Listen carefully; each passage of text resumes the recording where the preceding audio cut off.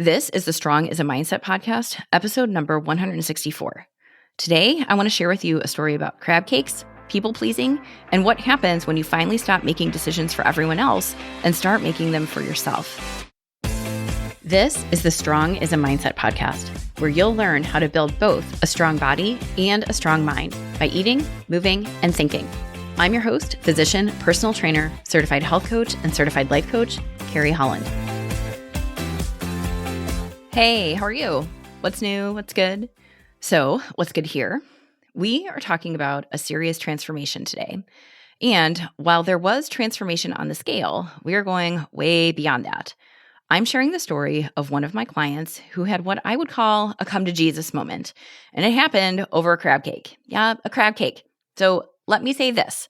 Not every client has one singular dramatic turning point like this. For many people, change happens much more gradually. It builds slowly with multiple small shifts and tiny light bulb moments along the way. And that is totally normal. But for this client, she had a moment, a very clear, very visceral moment of awareness that shook her out of autopilot. And when that happens, and when you see it that clearly, as my client did, everything changes. And her story is so powerful because it shows what can happen when you finally draw the line, when you decide that you're done twisting yourself up in knots and reshaping yourself to keep everyone around you comfortable, when you realize that continuing to betray yourself just to avoid awkwardness or disapproval is a price you are no longer willing to pay. It is the difference between self-betrayal and self-trust, between acting out of fear and acting out of alignment. And that difference is everything. That is where peace lives. That is where confidence is born. And that is the foundation for real, lasting change. And this client, she had all of that. So let me tell you her story, what she learned, what I learned, and what you can take away from all of this. All right? So to start, let me give you some background.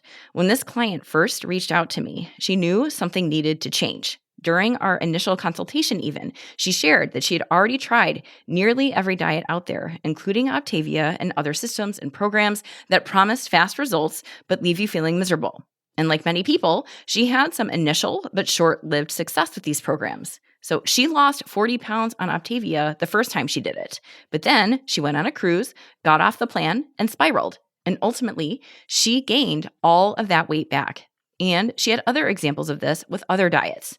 And she told me she had tried everything and she was tired of yo-yoing.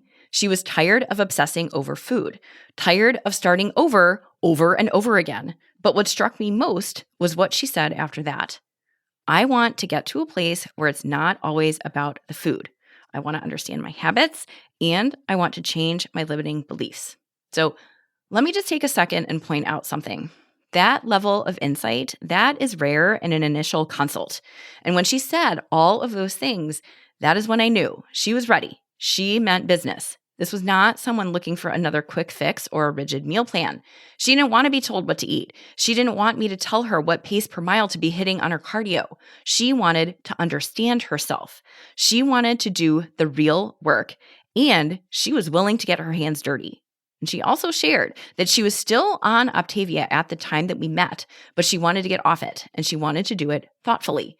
She didn't want to rebound, she didn't want to spiral, and she did not want to gain the weight back. And understandably, she was nervous. Without the structure of the plan, she worried that one off night could undo all of her progress, just like it had after her cruise.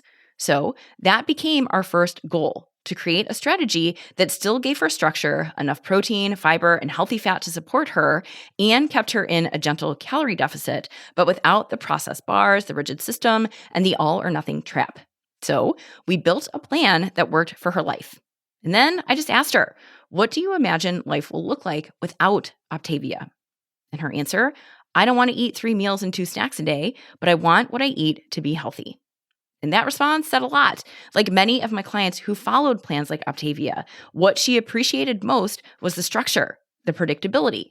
She was doing the 5-in-1 plan. That's the most popular one. So that meant 5 fuelings a day, packaged processed snacks like bars, cookies, chips, and the occasional pasta or soup. And then you finish with a lean and green meal, which is a big salad and a serving of lean protein.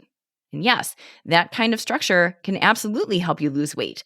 That system works until it doesn't. Because while that system might help you lose weight quickly, it is not built for real life. It's not sustainable. You can only eat so many whey brownies and processed snack bars before your brain and body rebel.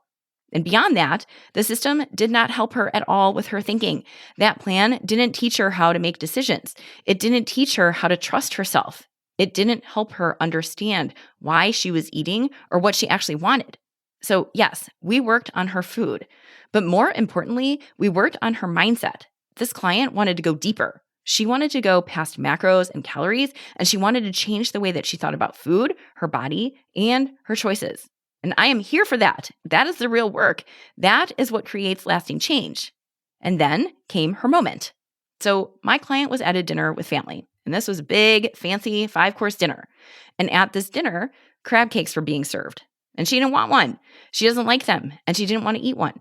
But she knew it was coming.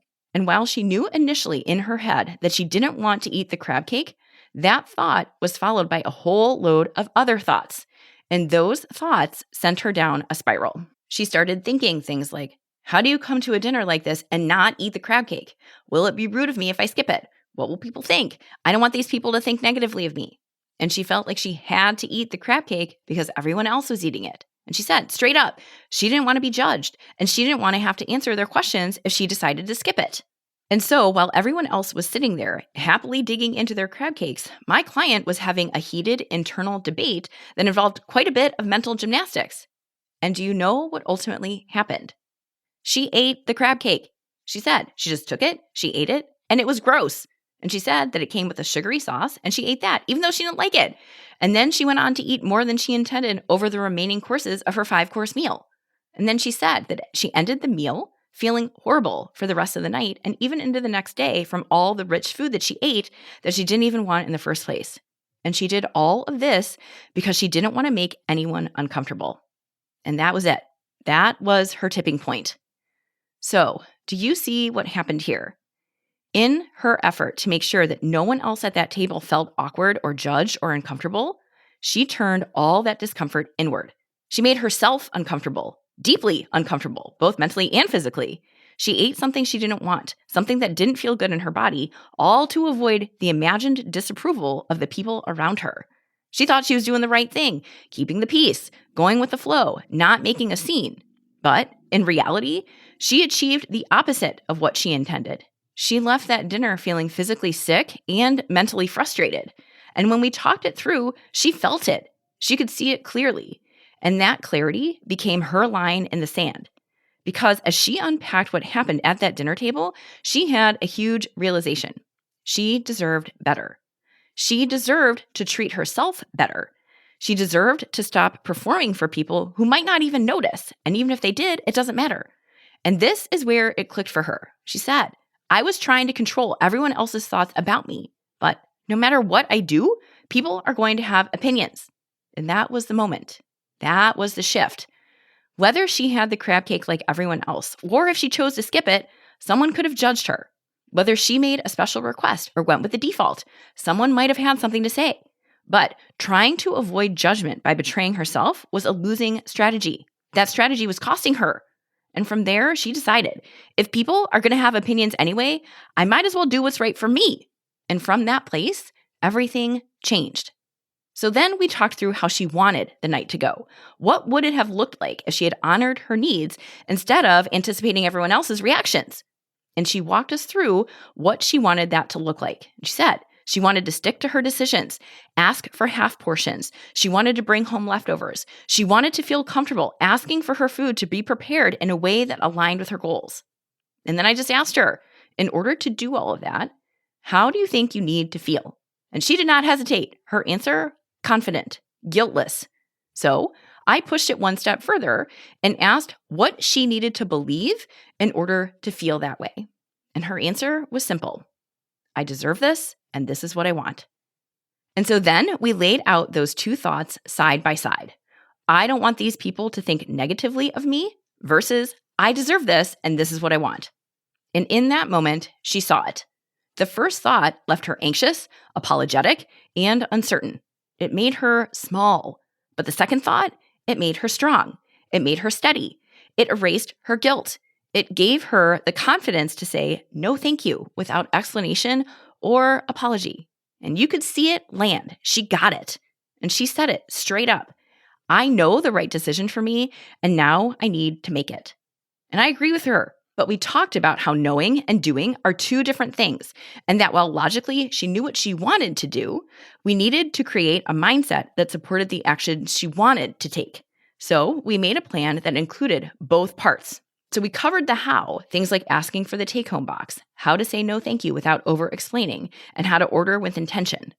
But we also covered how to think, or her mindset, meaning what she would practice believing ahead of time in order to support those actions. Because you need both the tools and the thoughts, the logistics and the beliefs. And she saw that in real time.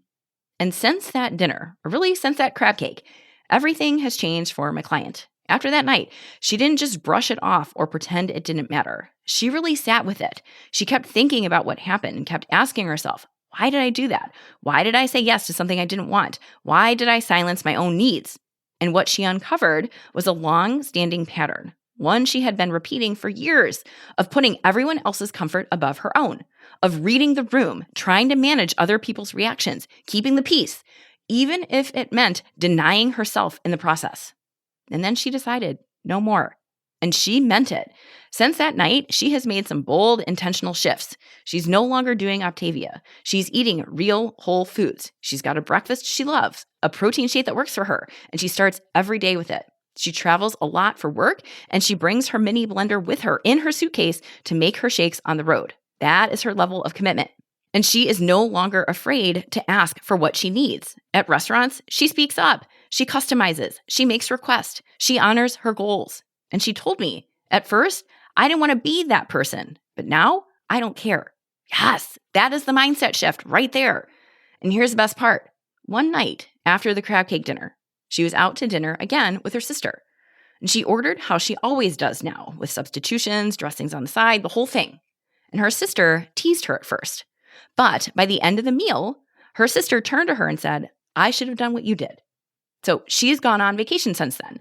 And instead of defaulting to mindless eating, she has made intentional choices. She skipped the fries and fried food and desserts that didn't feel worth it. And when something was worth it, she enjoyed it on purpose. She brought her travel blender right into the breakfast buffet at the hotel. She had her shake, and she kept her commitments. So yes, she changed her eating. But even more than that, she changed her thinking. She's no longer outsourcing her decisions to everyone else in the room. She's listening to herself, and she's asking, do I actually want this? How will I feel after?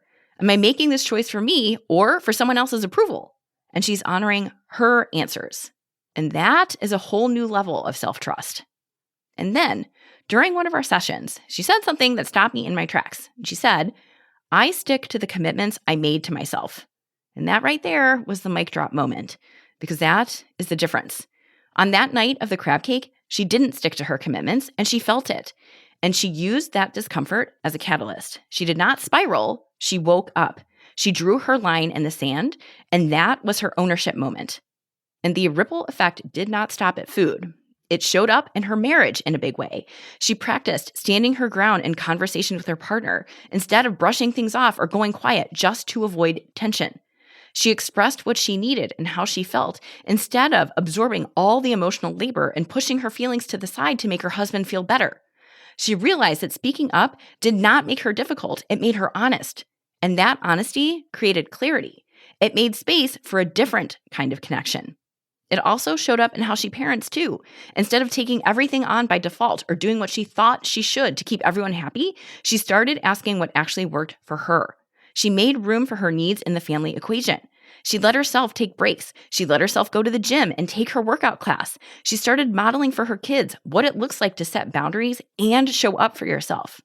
And even at work, she stopped saying yes just to be liked or avoid conflict. She stopped letting herself get talked into tasks, meetings, and conversations that drained her or didn't align with her role. She set limits. She held her ground, calmly but firmly, and with massive self-respect. And do you know what? People noticed. One of her coworkers even commented on how happy she seemed lately. And it clicked. She was happier because she was finally living in alignment with what she valued. She wasn't waiting for permission anymore. She gave herself permission to put her own needs first and to do it without apology. And the results, they showed up everywhere. And yes, she's lost weight. She's feeling good in her body. She's fitting into clothes that she loves. She's going to her favorite workout class regularly. And all of that is amazing. But what matters most is what she said. The results are in the scale, but also in the person I've become. That right there, that is the real transformation. So let me slow down here because this is huge. This was not me pointing it out to her. This was her recognizing her own growth. She saw that the changes she made went far beyond the numbers. She said it out loud that she had become someone she respected, someone she trusted, and someone she felt proud to be. And that level of self-recognition, that matters because it means the work has landed. It means she's not just following a plan, she's owning it. She's not just changing her behavior, she is changing her identity. And you know how I feel about identity. This is what makes the work stick. Because it's one thing for a coach or a friend or a partner to say, you've changed. But when you say it, when you can see and feel the shift in your own body, your own mind, and your own choices, that is huge. And so, because I love talking about identity and hearing my clients say flat out that one of the results of her work is the person she's become, I just asked her, who is it that you are becoming? And her answers? Healthy, strong, independent. I'm becoming someone that people will see and then ask themselves, if she did it, I can do it too. I'm becoming an example. So if you're listening and you've ever questioned whether this kind of change is possible for you, please take this in. Yes, the number on the scale changed for my client, but what really changed and what really matters is who she's become in the process. And that kind of change, it's not reserved for someone special. This kind of change isn't only available to people with incredible willpower or spot-on consistency. It doesn't come from being perfect. It comes from being honest. This kind of transformation is available to anyone who's willing to pause, pay attention, and start telling the truth about how they feel and what they really want. Anyone who's ready to stop performing and start living. Anyone who's ready to stop making decisions out of fear and start making them from a place of confidence and alignment. This is about becoming the kind of person who follows through, who looks inward instead of outward for permission, who says no when she means it, who honors her mind and her body, not out of punishment, but out of legitimate respect. And maybe your moment won't be a crab cake. Maybe it's a skipped workout or a night of stress eating chips or a conversation where you can hear yourself saying yes when you really wanted to say no.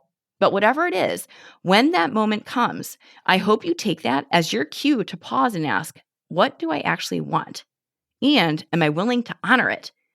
And if you find yourself constantly worrying about what other people are going to think of your choices, please hear this. You can keep eating the food you don't really want. You can keep saying yes when you really mean no. You can keep trying to avoid judgment by ignoring your needs. That is always an option. But eventually, you have to ask, what is that costing me? Because the truth is, discomfort is part of the deal either way. Someone might feel awkward or inconvenienced if you say no. But you might feel resentment, regret, or frustration if you say yes. So the real question then becomes, who are you willing to disappoint? Them or you? So start getting curious. Start noticing when you're making decisions based on vague fear or assumed disapproval.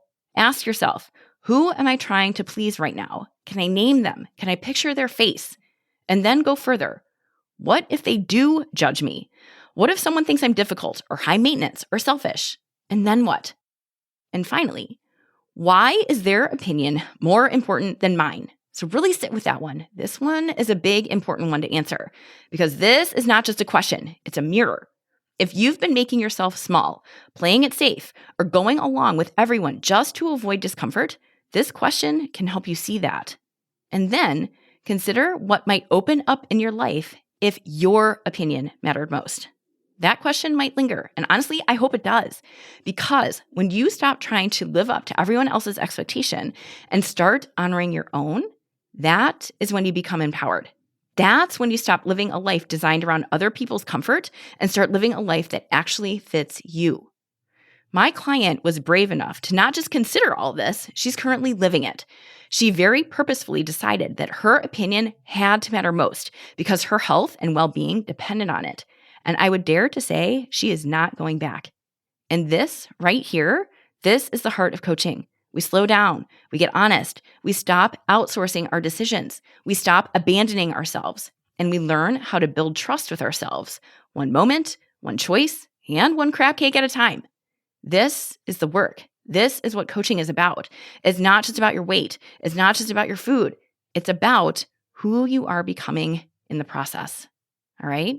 And if you want help doing this work, let's go. This is exactly what we do in coaching. We do not worry about perfect. Instead, we build peace so that you show up with more clarity, more confidence, and more self-respect in all parts of your life.